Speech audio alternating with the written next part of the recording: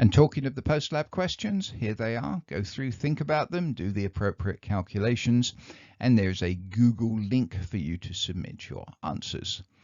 Question 1 goes all the way back to the second slide when I said that the reason we have to do the back titration is because we get a buffer formed that makes it tough to do the titration, direct titration, exactly or nicely.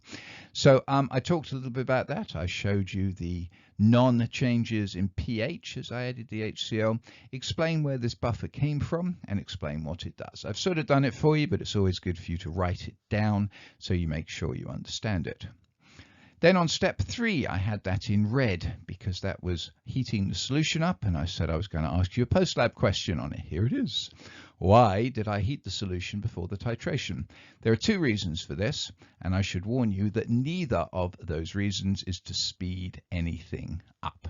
So why did I heat it up? And it's got nothing to do with speeding up a reaction. Question 3, calculate the percent carbonate, calcium carbonate in antacid A. So that was the first set of data. Maybe you'll use all the data, maybe you won't. If you didn't use it all, explain why. Question 4, when I did antacid B, if you remember, I did 4 of the readings, 4 of the experiments using 25 cubic centimeters of HCl, and then the last 4 I added 30 cubic centimeters of HCl.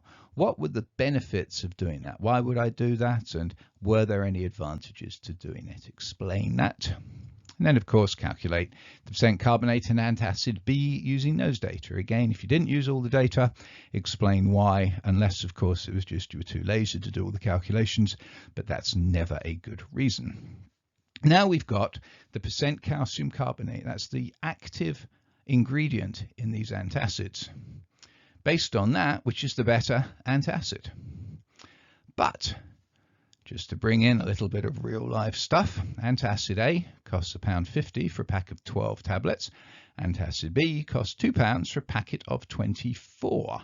So which one is the better in terms of how much it actually costs you to get relief? Hope you enjoyed this. The last question in the survey is asking you whether you enjoyed it. Was it a worthwhile exercise? Please take a little bit of time to give me reasons as to why it was good or why it wasn't good. And I do hope that you enjoyed it.